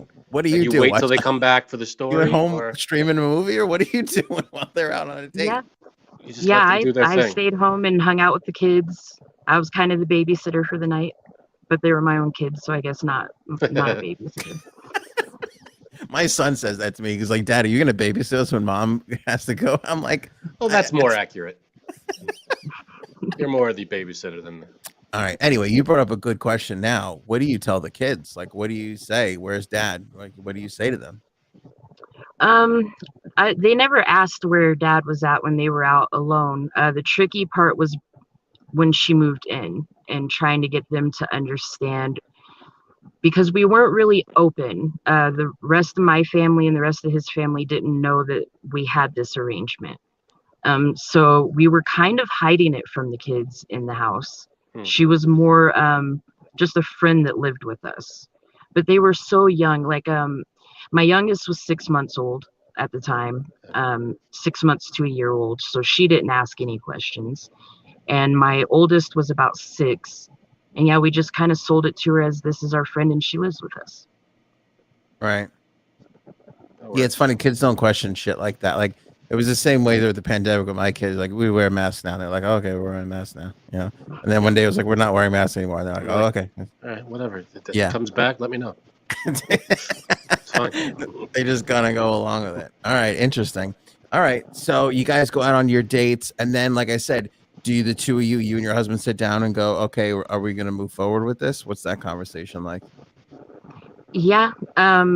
So we kind of check in with each other after that first date, all three together, and then we check in after our individual dates, and just, kind of, do you want to keep going? Wait, did you ask him if something happened with them on the date? No. You don't get like the rundown of this is what we did on our date. How was did the he movie? Ask about you? No. Wow. See, how does it work? It would kill you. Me too. I'd be like, what did you guys do? Yeah. Where'd you go? What happened? Give me a play-by-play of everything. That's why the whole thing, it wouldn't work for me. It wouldn't work for Anthony. Yeah. We're not. Yeah, no, we just talked about more like what the conversation was about, how the vibe was. I didn't need to know details if they, kissed and held hands or whatever. All right. Hey, now that was how long ago was the longest one? Was probably was that the last one, or was there more since? No, that was the last one. It's like extremely hard to find that right person anyway. Mm-hmm. And I think after that one blew up in our face, but not for the reason you would think a triad would blow up in your face. It was just more she ended up with a drug problem. But we just kind of decided the chances of finding another person like her was 1 in a billion. And we kind of just didn't want to try anymore after that. I would imagine, Frank, and you tell me if I'm wrong here. It's easier probably to find a hookup in that scenario than a long-term relationship. Much easier, yes. Yeah. Yeah, that sounds like it would make sense. Yeah, but I'm sure. I mean, that seems like a whole separate. Yeah, you're right. A whole separate thing. There's hookups, and then we're looking for a third partner. Right. It's got to be equal. We're looking for long term. I mean, I'm sure there's probably not apps. I don't know, but there's probably scenarios and online stuff that people are looking for that too. I'm sure. No. Yeah. I'm sure you ran into that a few times, but again, it's a process, and it took you a while to find even the last one. Right. So yeah. It's a lot of work. Yeah. Yeah. So now I'm thinking about if Frank's questions bounce around in my head about who washes the windows, whose responsibility that is. But now I'm thinking about this, and was it even harder when you guys weren't living together, because you and him were living together, and she is still kind of this third thing out there. Like, was that a difficult thing? Like, when you get to see each other, was it relegated just to weekends, because of the kids and shit? How did that part work out? I mean, that was one thing that was nice about it. We did a lot more of individual dates than all together, because, I'd watch the kids while he went, or he'd watch the kids while I went. But it so is that would like, continue. Right. That continue. Oh, that's interesting. Oh, okay. See, I just assumed just like any other relationship, like you date for a while before anything gets too serious. Makes sense. I just assumed that it had to be the three of you all together every time. No, she said before you go on the individual dates and you come back, and I thought that was just like after the first round. Like, I thought after that was done. I don't know why I'm thinking about this as like a reality show. I don't know why I think there's like rounds and levels, but I just assumed when you went out on that individual date the first time, then after that you're like, it's okay, all, now it's all triple everybody's dates together, right? Yeah, that's what it's whenever it's whoever feels like going out. If person 1 and person 2 goes out, then person 2 and 3 Is that how goes it out. works? Like, did you just say, hey, I feel like going out with whoever? Or I want to go to the movies. Who's coming with? Right, or she would ask one of us out or whatever. Now, eventually she did kind of get sick of, like, we were always together, me and my husband, and she was kind of left out. So that is like what pushed us into having her move in. Hey. Now, does she date other people at this time, or is there like an exclusivity arrangement here? Do you have like that talk? Right, like, as weird as it may sound, the three of us were monogamous. Okay, yeah, that does sound weird. Triogamous? I don't know. Yeah, triogamous. That sounds better. So yeah, it was just the three of you, no outside dating, just among the three of you. All right, now here's a weird question. It's like a Tuesday night, and you put the kids to bed, done from work and whatever, and you and your husband decide to get intimate. Do you feel like you're betraying her? So usually how we would handle that is sometimes we would call her and kind of like talk to her through our intimacy, or we would take pictures and videos and send it to her. So we would include her the best we could when we were alone together. But that wasn't always necessary, because if you guys are doing your own thing, if 2 of 3 of you are doing your own thing, that was always okay. Right. But that would have to be. If me and her were together, we didn't call my husband or take pictures or do videos. If my husband and her were together, same. It was only when me and my husband were together that we would kind of share with her. Okay, so would your husband go out and be with her intimately without you? Yeah. And that was okay with you? Yeah. Yeah. That's part of the whole thing, and it's either it's yeah. Okay, it's kind of hard to explain. But okay, is that okay with you from the jump, or does it take a little getting used to? Straight out sex, it took a little while. As far as kind of giving that permission of them to do that alone. I don't know how to put that. It's a weird thing. Whenever you love 2 people at the same time, you want her to feel loved by him too. So I would after we had reached a point of an understanding that we were going to keep going forward, I wanted them to be intimate alone together. It was important. So it's Okay, so three-way love. You want the best for each partner. Right. I loved and cared about her too, so I didn't want her being neglected. She was also bisexual, so she wanted the intimacy with a man. So I wanted her to have that. You fell in love with you. Now you both fell in love with her, you think, at the same time, or do you think you fell in love with her? I would say my feelings were stronger than his.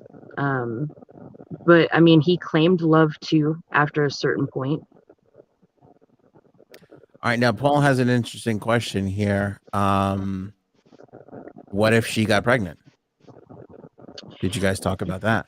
Yeah, we were just ready to, add that kid to our family.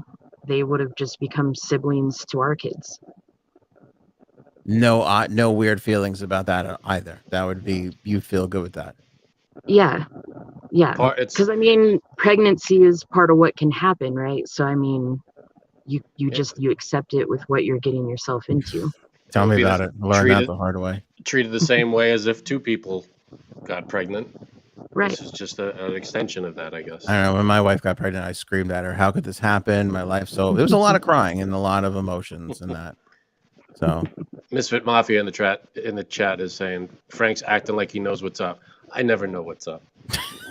So if I'm acting like I know what's up, it's false.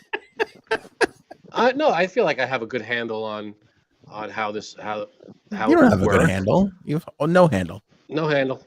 No, but I feel like I understand more. I definitely understand how this would work more. It's not something, that's not for everybody. Everybody has their individual needs and relationships, and this is another beautiful one that could work for people that could not work for other people. I get it. Well, no, nobody's judging her, but I cannot fathom, even now, as you're saying it, and it all sounds wonderful and making sense. Can't get past it. You can't fathom it for yourself, but I can see how it works. I could see it takes work, I would imagine. Yes. But I can see how, with work and time and patience and no jealousy, which is that's a big. I have none of all those things you just named. I have none of them. That's why it wouldn't work for us. We don't, we're not built for that. That's not. I don't know if you caught my reaction when she said like we dated, and I was like, oh my god, like time and effort and trying, and I have to look good and smell good and be interesting. And you gave up looking good and smelling good a long time ago. Long time ago. When those Crocs and socks went on, baby. That's when that shit ended. I literally just bought a new pair of Skechers, by the way. He's just awful. Just awful. I'm digging my heels into those Skechers, baby. It's good stuff. But no, I have a better understanding now that Bird has filled us in on how it works, the whole rundown of it and what to expect.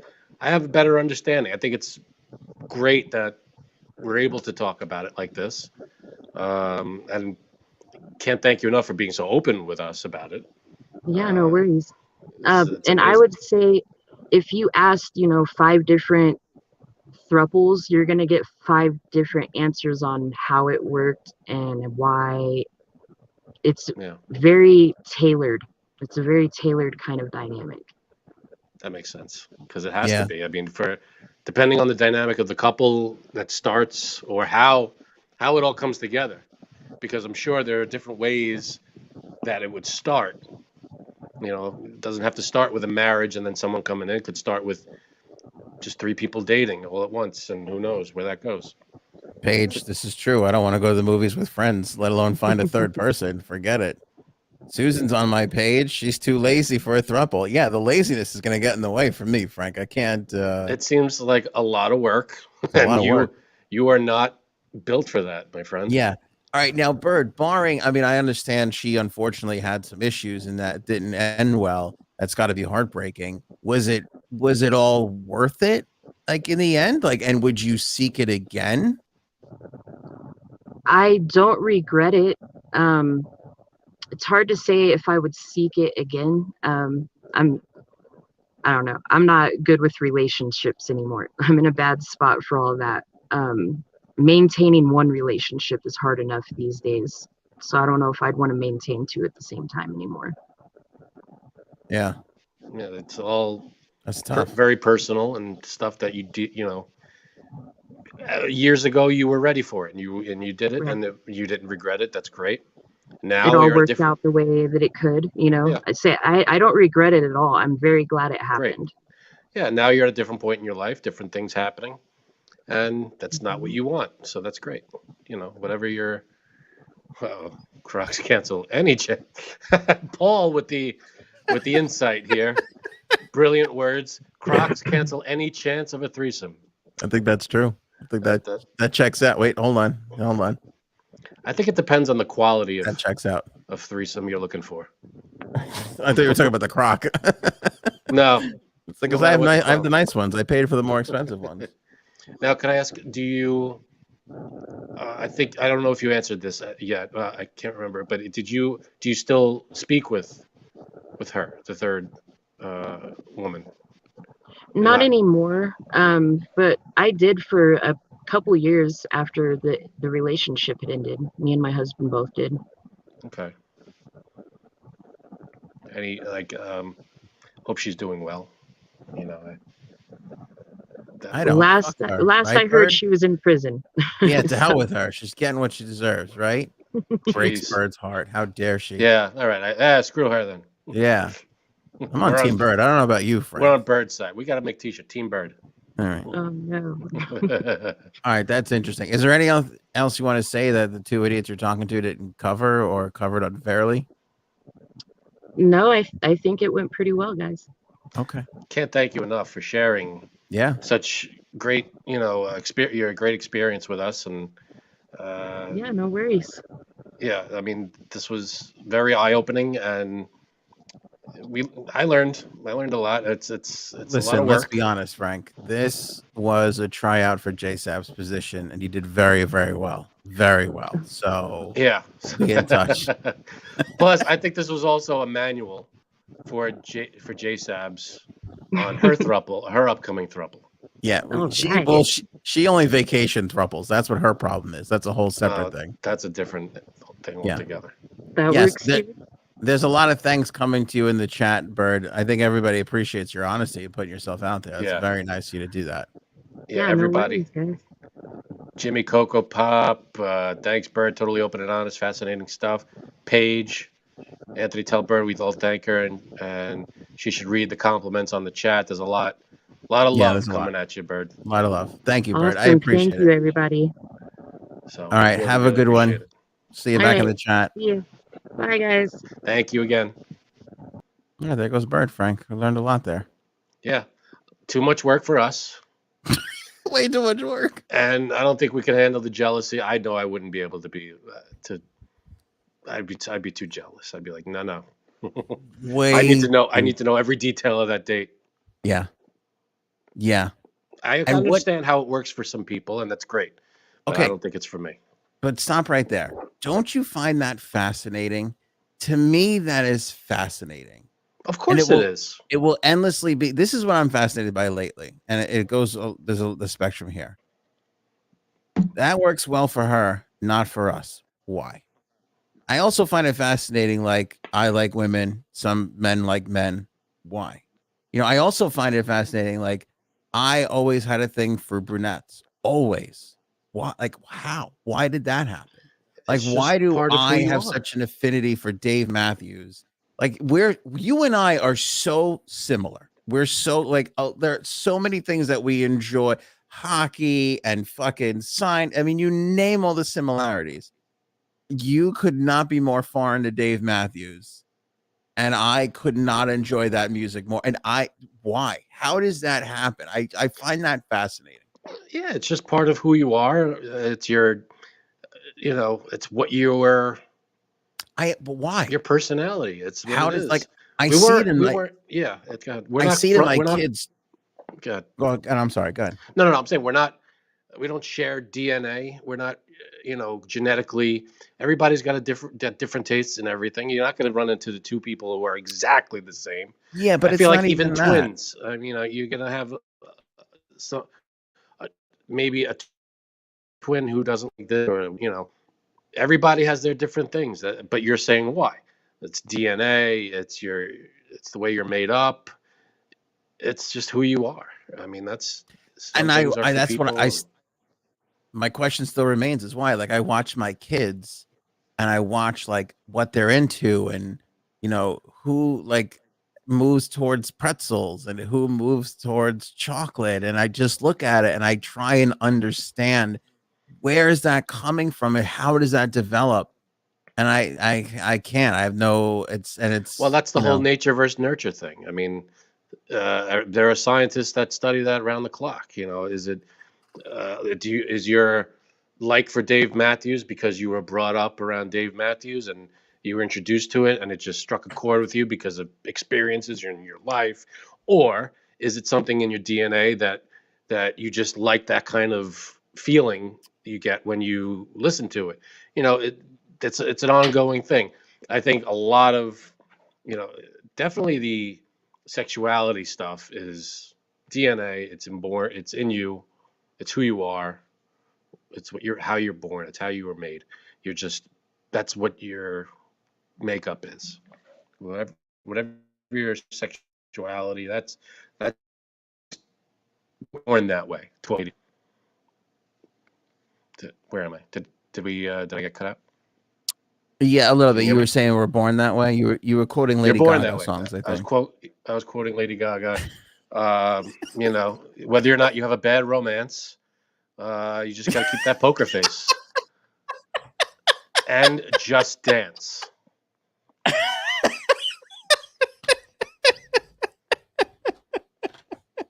No, but Well done. thank you, Well done. thank you.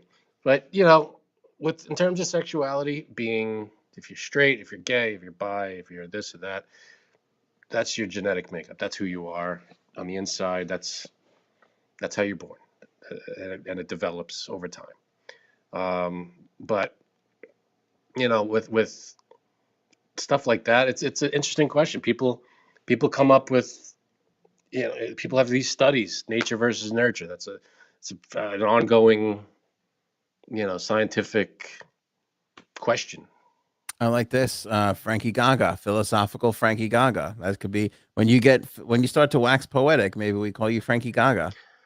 I'm telling you, Lady Gaga speaks a lot of truth. I'm a fan. I like Lady Gaga. She knows what she's talking about.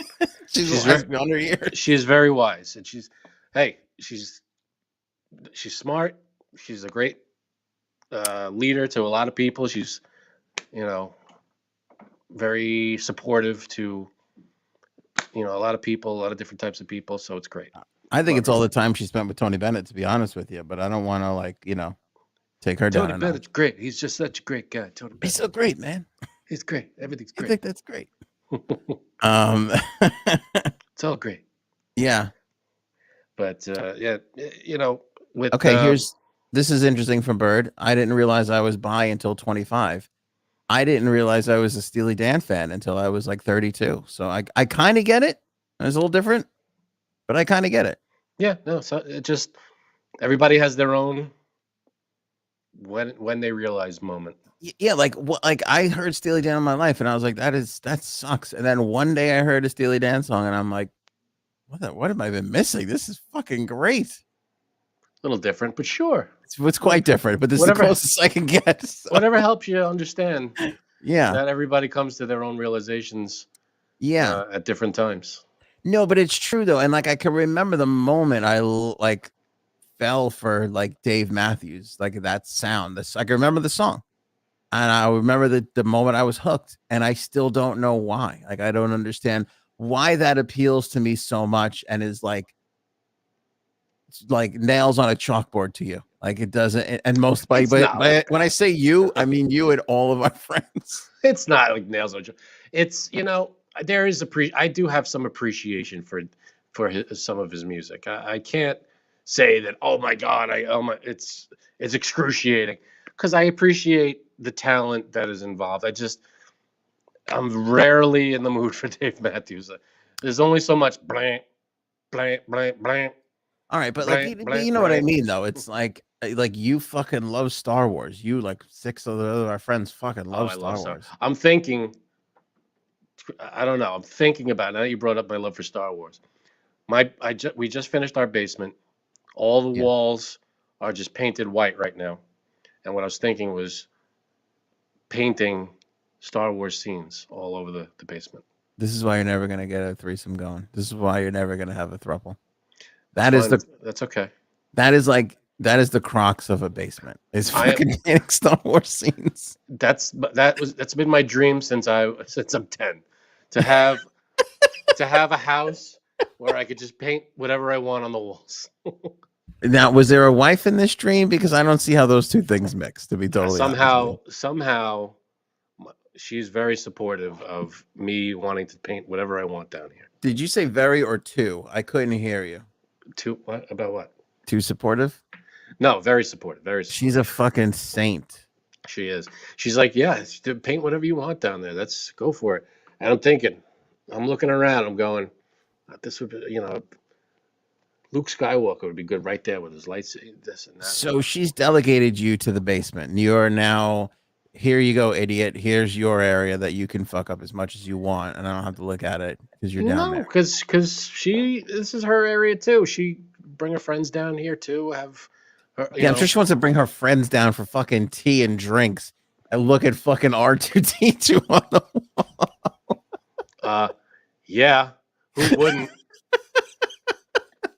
Who doesn't want to have a drink in the Star Wars cantina surrounded by aliens? You're 2 months away from making that TikTok where they go, now I have adult money and I could buy all these fucking. Well, it's not even all it is paint. All I got to do is, it's time consuming. It's a huge undertaking. If I start it, I have to keep going. And I'm afraid to start it because once I'm locked in. Yeah. It's a project. It becomes. That's how I feel about Stranger Things, to be honest with you. Well, Stranger Things is worth it because it's good. It's such a good show. This is how I feel about anything. I don't know what it is. Perhaps it's our age, but everything seems like a chore to me these days. Everything. It's our age, and I don't know. It's a little laziness, I guess. But so all right. Let me tell you this. I'm going to bring inside Cuddles and I relationship. We had to come to a big couples decision. Mm-hmm. We had to buy a new refrigerator. Okay. It's a big deal. What decision could there be? Does it run? Does it keep things cold? Great. Does it fit in this spot? Oh, please don't. What's the argument here? Let me no, there's no, my wife is the easiest person to get along. I'm the difficult one because I got to research. First of all, I have to research 4,000 things before I could buy anything. This time, you could ask her. This time, I was like, pick whatever. I was like, I don't have it in me. I just don't. So now here's why I bring this up. We have cabinets over our refrigerator. Now, the one that we bought is taller and will not fit with those cabinets. Well, whose fault is that? It's nobody's fault because every fridge was like bigger. Like there was no, Now you got to redo the cabinets? So now I know I have to, and there's a lip under the cabinet. So I got to shave like a half an inch off of that thing. And I've known about this since Wednesday, and I am just using every excuse in the book. What do you mean shave a half? You got to cut a notch out of your cabinet? Yeah, because it'll be fine. It just barely doesn't make it. So if I just take a little half an inch notch out of the, because when you look at the cabinet, it's got the face to it, and the cabinet's up like an inch. So if I just notch that half an inch out we'll be fine. And there's a part of me that I keep thinking to myself, maybe if I just pay the guys who are coming to install it a couple extra bucks, they'll do it for like I know I got to pull the fridge out myself, detach the fucking water line. This is like the levels.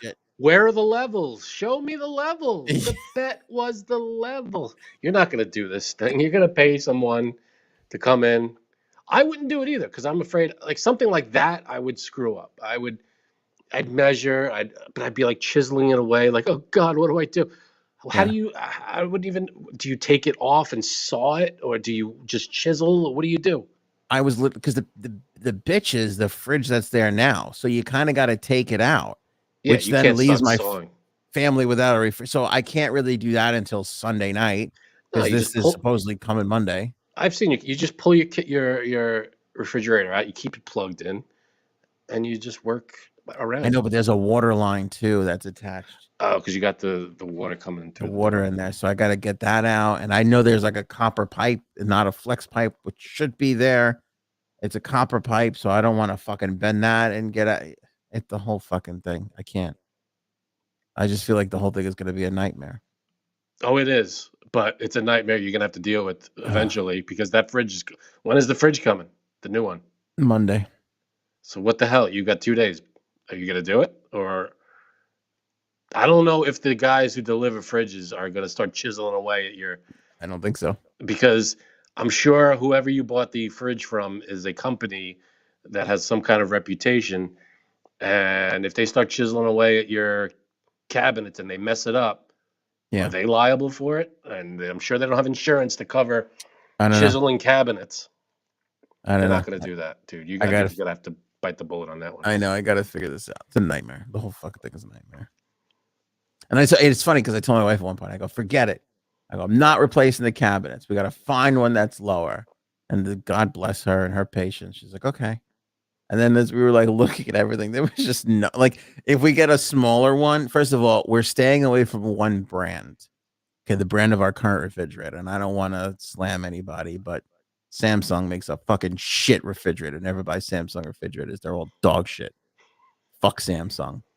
They make a great TV though. Phenomenal TV. Shitty fridge. I think I have a Samsung phone. Yeah. I don't know how their phones are. But Phone's anyway, all right. that's like the only one that would fit.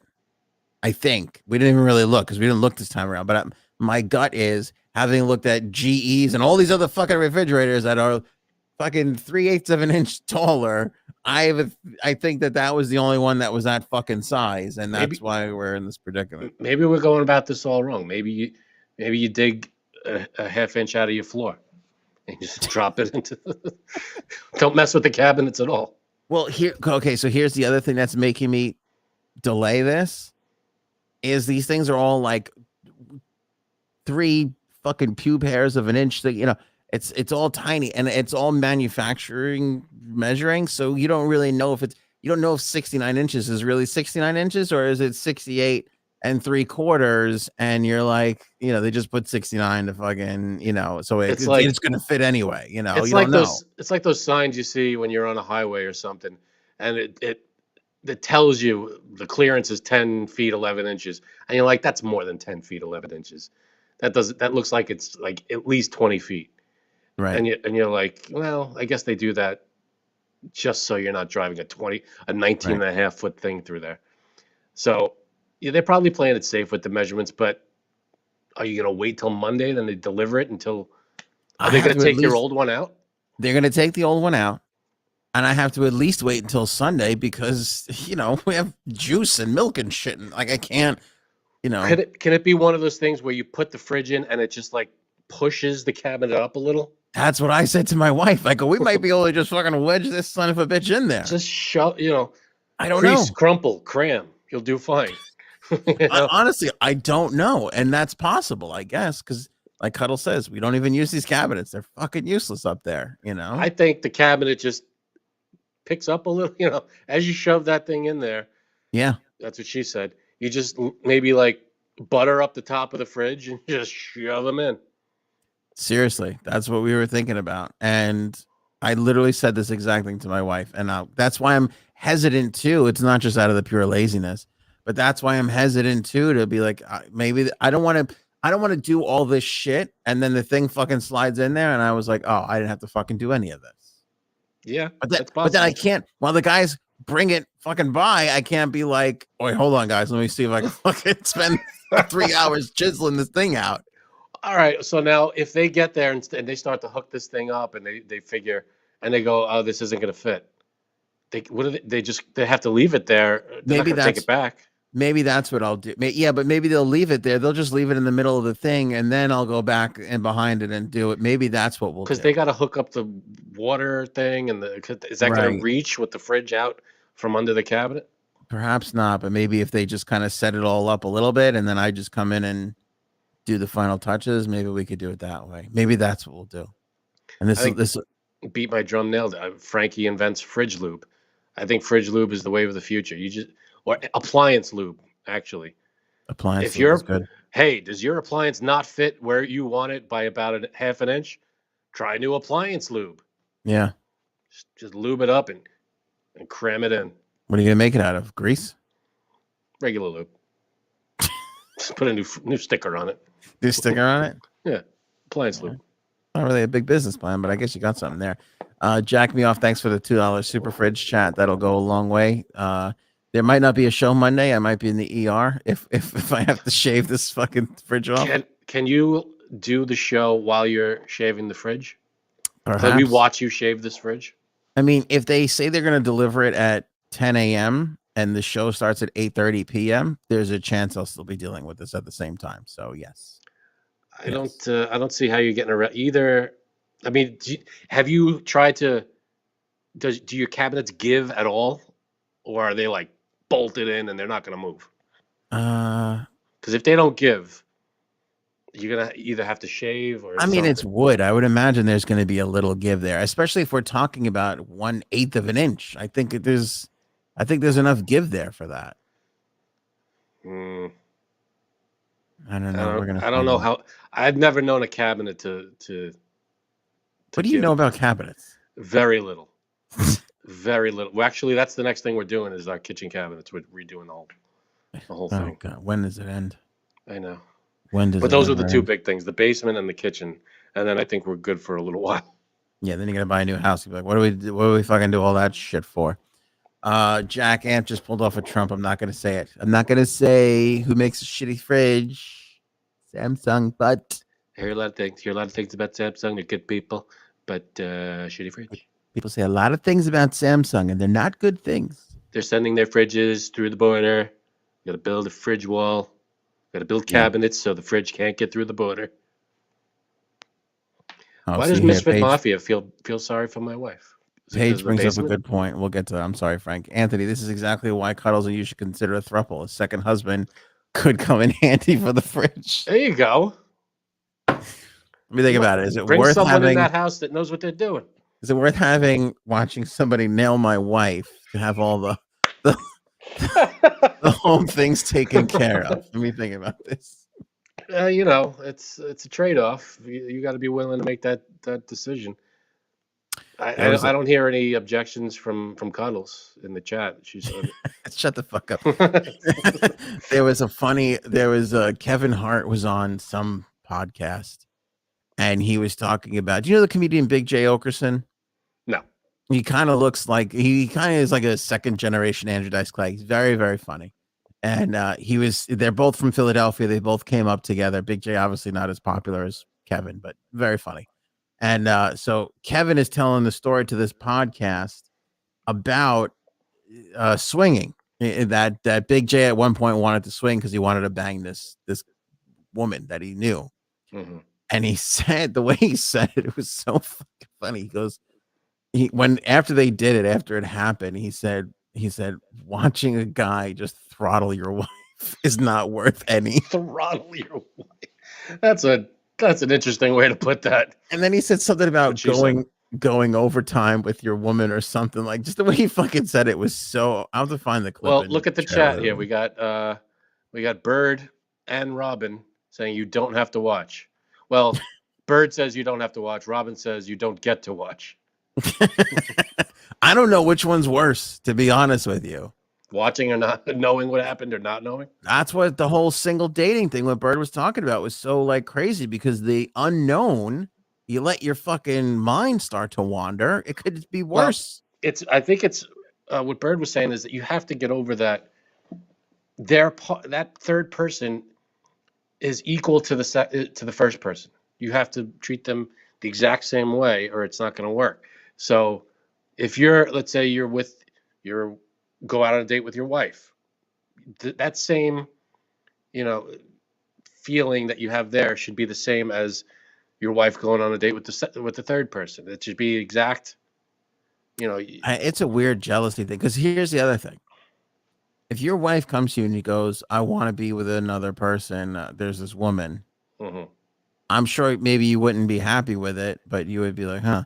You would feel a lot more different if she goes, I want to be with this other person, this guy I want to bring into our thing. You'd probably feel worse with that, wouldn't you? I feel worse with either one, but yeah, I don't know. Probably, yeah, You would feel worse with the guy. probably with the guy because I'd be like, well, why am I have the why am I Exactly. not enough kind of thought, Yeah. and that's why it wouldn't work because yeah, we're, again, with both of us, we're not built for that. That's not our thing. Clearly not. I would love to have a handy person around the house, so that would be nice. Could Not be enough this to give up my wife could for it, but it could be a good trade off. yeah. And they're handy women, because then maybe that's the thing Cuddles and I could talk about. I'm sure there have to be there are handy women out there. What was that? Was it funny? Modern Family was funny. Cam, and did you ever see that when they was just make fun of the lesbian? Like they hated the lesbians. They were always handy and renovating houses and shit like that. I've Yeah. never watched the show. That was really funny. They had a really funny attitude towards lesbians. All right, Frank. I don't know. What do we got here? We almost went 2 hours. Should we wrap it up? Whenever you're ready. Was there a topic we didn't get to? Yeah, there was a bunch. I mean, we can save them. It's the touring bands and It's Metallica. It's not Metallica. DC is trying to be like Marvel. They announced a 10-year plan. I find that pretty interesting after they just canceled the $90 million movie Batgirl. What They're are like, they trying to we do? got a 10-year plan that we're gonna be just like Marvel. You know why I don't buy that? Because their next projected movie is Joker #2, and that's not coming out for like 2 years. No, that's not part of it. That's not part of it. No, and see, this is the problem with DC. They fucking see Marvel has this issue slightly because Marvel licensed Spider-Man out to Sony. Uh-huh. All those Tobey Maguire movies, that was Sony. Yeah, that was before Marvel became this huge monster thing.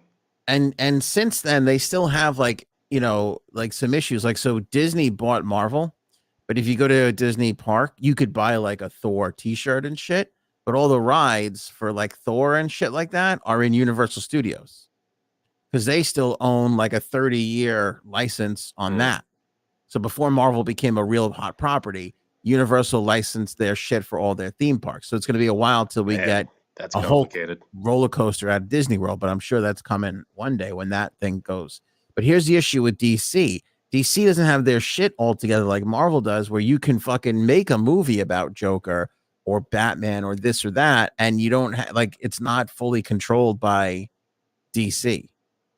Because you can license those specific characters through whatever other fucking entity that's but then you lose then they could do whatever they want with the character and you have no control and right. Like I don't think that what's his name? Joaquin Phoenix's Joker is part of any real DC. Because like when you look at it, there's the who's the Suicide Squad?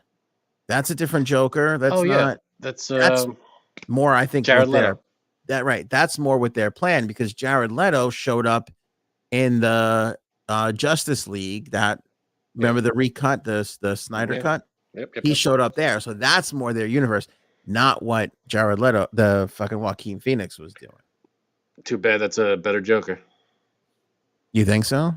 Joaquin Phoenix, I think, was better. Yeah, he was better. I liked the end. That one scene with Jared Leto with that dystopian extra scene. Yeah, that was good. That was good. I think the rest of the it didn't feel like Joker to me. It didn't feel like he was the. I don't remember him saying anything funny. First of all, making a joke I think was part of Joker's whole thing, and he was just too into the gold and the stuff like that. I feel like that wasn't him. That wasn't what Joker's about. Joker's just about chaos and doing crazy shit, not about money and being rich and everything. Yeah, I don't know. That was my understanding of Joker anyway. Well, the David Zaslav, who's the CEO, he said they've done a reset and they've got a 10-year plan in place. He said, I quote, "We've restructured the business where we're going to focus where it's going to be a team with a 10-year plan focusing just on DC. We believe we can build a much more sustainable business. See, that's what people don't understand. Kevin Feige over at Marvel, he's been the mastermind behind all of this. Mm-hmm. After Iron Man hit and they decided that they were going to have their own studio, he was the one that was like, this is what we're going to do. Like, this all wasn't an accident.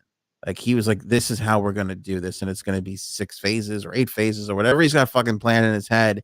He's had this all mapped out for years. DC just is like, oh, Marvel's doing that. Let's put Superman and Batman in a movie together and make $1 billion. And then let's try and make it again. And then they want to control every last fucking thing. And then it becomes a shit of a movie. You know, that's what happens. These fucking guys. That was a terrible. It's, and it feels like, I don't know what it is about these recent, like Batman, Aquaman, all these types of movies. It feels like just people playing dress up. It doesn't feel like before that, like Robert Downey Jr. is Iron Man. It felt like he was Iron Man. Right. Thor, Chris Hemsworth is Thor. Right. Batman. It just didn't. It felt like a guy playing Batman. It didn't feel like, oh, Ben Affleck is Batman. It didn't get that. I didn't get that feeling of, I'm watching Batman. This is him. So, I mean, the closest I get is Wonder Woman. She's Wonder Woman. She's great. Stinks. That second movie stunk. Second movie, yeah. The first movie, she was great. First movie was great. And she was great in the one with all of them. I liked her a lot. And her cameo or her part in Batman vs. Superman was good. She was actually when they did the posters, she was the biggest part of the poster. They were on the side. It was Batman versus Superman, but Wonder Woman was the big draw because she was the best. She had the best movie at the time. But if you notice, Iron Man, Thor, they took their time developing those characters in those separate movies. Yeah. And they were slow with them, and they weren't so hard up to be like, look at how this is going to tie in, or leaving that thing so wide open, flapping in the wind that you knew, oh, that's going to come back in another movie. That wasn't always that obvious with those fucking Marvel movies. Yeah. And with the Marvel movies, a lot of origins that that was a big thing too. We got a lot of origin stories that we never saw before. Iron Man's origin. We got Hulk's origin. We got, a bunch of them. What's her name? Scarlet Witch, and all of them. We got a lot of origins. With Batman and Superman, we've seen their origin a million times. So they jumped right into the story. Right. So we didn't really get any development from them. Right. So. Which is also what was great about what's his name's Batman trilogy there. He kind of reinvented the origin a little bit. I thought it was, I guess with Batman, you always have to have his parents were shot in an alley. He's an orphan. He's rich. That's Batman. Right. But they tell it in a different way. Who's involved?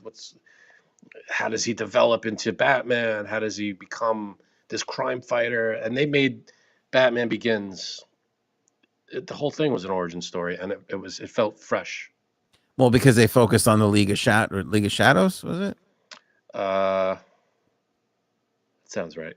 Yeah, they focused kind of more on that than anything else, and how Gotham came about and all that kind of shit. So yeah, they didn't jump right in with the Joker. Yeah, like we got the Joker in the second movie, which was like one of the best movies. That was the best movie still out of all of them. Yeah, this just wasn't better than that one. I thought that should have won Best Picture. It wasn't even.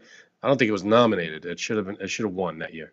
Yeah, well, wasn't that when they decided, oh, we're going to open this up a bit more, or was that not until Marvel came around when they were like, we got to open this up for more? Yeah, I don't think they opened it up very much. It was all the, the cerebral movies, and it makes you feel. Action movies were not really the Best Picture types, I guess, for at that moment. All right, we got to do this one before we go quickly. The most heavily tattooed hoo-ha in the world. Oh boy, I've located it. It is a British OnlyFans star. She claims that she has the most heavily tattooed vagina in the world. Prove her wrong, people. With an artist needing 5 separate sessions to needle her labia. That's how that was written. I didn't come up with that. Becky Holt, 34, has spent more than, how much do you think she spent on tattoos? By the way, Just for her whole body. whole body. Okay. You looked shocked, so it's going to be a high number. 20 grand? Double that. Really? $42,000, she said. That's 42 grand on a bodysuit with artwork all over her, face to toe, front and back. so she's like almost completely covered. She's completely covered. This is, what do they call? I guess, do they call that a body? I know that the arm is the sleeve. Sleeve, shirt. I guess just a. What do you call it when you do like your whole leg? Is that like a pant? I think. I don't know. How do we not know that? That seems weird. Anyway, she said that there was a lot of agony involved, an incredible amount of pain. She told Arc Media, but she did it on July 5th. She says, it's quite embarrassing having a tattoo artist between your legs, but it needed to be finished as I wanted my bodysuit to be fully complete. Bodysuit. There you go. Yeah. Now, I can't imagine. Number one, I can't imagine the pain. Mm. Number two, I mean, she said it was embarrassing, but you didn't have to. She didn't have to do it. She said her hoo-ha has been swollen for almost a month. You gotta And throw she a can't couple have of bags sex. of frozen peas down there or something. Yeah, because I guess he does a little and then it blows up and then it has to heal and wait and then he has to go back in and do some more. So That sounds like an excuse to me. Yeah. Let's get you. We're gonna need you in for multiple sessions. Have to take. It's like, just get it all done in one shot, please. I mean, I don't know. Do you think that's a good? By the way, she's Becky_Holt_Bolt. You could look her up on Instagram. Becky_Holt_Bolt. Okay, here's the most uncomfortable part about this woman. She's got the whole thing, but she's also got like leaves like coming up the side of her face like this and like on her forehead. And that makes me uncomfortable because it feels like it's just going to grow and just kind of like over and pull her into. Well, that's how I feel about your beard. Yeah, that's true. Yeah, I'm going to get pulled into a beard world. That's true. So she's head to toe, almost just a little bit of her face is showing. Yeah. Let me bring up her Instagram. Is she profile. pierced as well, like everywhere?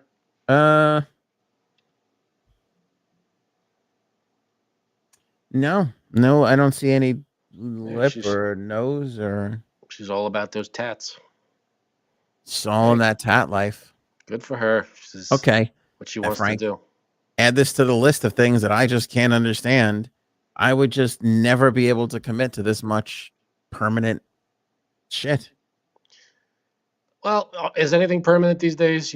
They could cover stuff up. They could remove things. I know, but I mean, that's a lot of removal. This is a lot. I mean, this Jesus, is a lot. It's fucking everywhere on her. This is a lot. For the love of God. Yeah, let me bring it up so you can see this young lady, and then we're gonna get out of here. I always thought, I don't know if I've ever mentioned this before, but if you get a tattoo and you want to get it, and you want to get rid of it, wouldn't it be easier instead of laser scarring and all that stuff? Wouldn't it be easier to just get a tattoo of your skin over it, to cover it up with what your skin would look like on top of it? You're literally the biggest idiot I know. I mean, that is the dumbest thing. I think I've heard you say this before, and I've had the same exact reaction. Why is that dumb? I think that's so stupid. Like if I had a tattoo right here, I would just, to remove it, I would just tattoo what my arm looks like right over. Yeah, it. I know. Continue my arm skin. I don't think you could do that. I just don't think it works like that. To be well, totally it should honest. work like that. I just don't think it does. People cover up tattoos all the time with just other tattoos. So why not just have a tattoo of your natural skin over it? I mean, I guess so. All right, here's Becky. She's a beautiful young lady. It's a lot of tattoos. That's a lot of tattoo. But like, look at this one here. Like, look, like. Oh wait, no, that's not the one I want to go to. This one, a closer up of her face. Like, that's a lot of tattoos. It's a lot of tattoos. That's commitment. Yeah. And she has a kid too. She has tattoos and a child. How does she do it? That's a lot of commitment. Look, here's one. Look at this shot. Look. Hey. You said you're into tattoos. You said you find tattoos. Is this too much though? Yeah, I'm into chicken parmesan. I don't fucking swim in a pool of it. That's a lot. That's a lot of work. All right. I mean, I don't really. I guess I see a theme. It looks like some biblical things. And especially like when she's like, "Oh, I gotta finish it. I gotta do the vagina." Well, then now you're just like in pain because you feel like you gotta commit to something here. Well, this feels like I guess like an incomplete collection. Like she's yeah, and like she's almost like a, what do they call that? Like a slave to it now. She's addicted. You get addicted to that stuff. People get tattoos. Sometimes they just can't stop. They just keep getting tattoos. How do you date somebody like this? I'd be like, it'd take you like 6 months just to see every tattoo. Is that her before picture? Look at this. Look, she's choking the husband. That's all part of it, I bet. I'm sure. A little choke action in there. Where's the before? Oh, this? Is that her before everything or like makeup? I can't believe that these are me. Absolutely nostalgia model days. Yeah. Wow. Yeah, that's her before. Look at the one right there. That's the beginning. That was the start. The trampy stamp. And she's got a couple more there. This is her Dixie Chicks phase. Then it was off to the races after that. I can't tell. Is this Dixie Chicks or Tom and Kate +8? What was that fucking? Remember her? Oh yeah, the Octo Mom. Yeah. Damn. See, I think she's beautiful there. When did she get all fucking covered up? I don't know. Because what if you don't feel like looking like that anymore? I mean, that's well. What about you? What if you don't feel like looking like that anymore? I don't. I mean, I could shave. I could do something. You've looked the same since you've had that beard since 5th grade. No, it hasn't been that long, but I have had it for a long time. You're pretty set in your look. That's true. She's happy with she's set in her look. I wish her all the luck in the world. I don't get it. But you have the option, I guess, to change. I got the option. I can mix it up a little bit. She cannot. You know how she mixes it up? How she changes her look? She gets another tattoo. She gets another tattoo. Or she gets something touched up. You're always adding. You can't subtract or change. That's, I wonder if there's a number, if she knows the number of tattoos she has. Because a lot of people, you ask them how many tattoos. Oh, I got 4, 5. So, she has to have like 100 and something. 42 grand's worth. She knew that she kept the receipts. That's for sure. Yep. It's a lot. All right, Frankie C. This was an educational and learning podcast. Let's thank Bird for that. Yes, Bird. Thank you so much. Really appreciate everything you shared with us. Thank you. Yes, we really did. We learned some things. We learned that Frank and I are less adventurous than we had originally thought. We learned what we can't handle. Yeah, which is almost everything. We can handle it existing, just we can't handle being a part of it. Yeah. Like we don't know. We can't handle a third person in our relationships.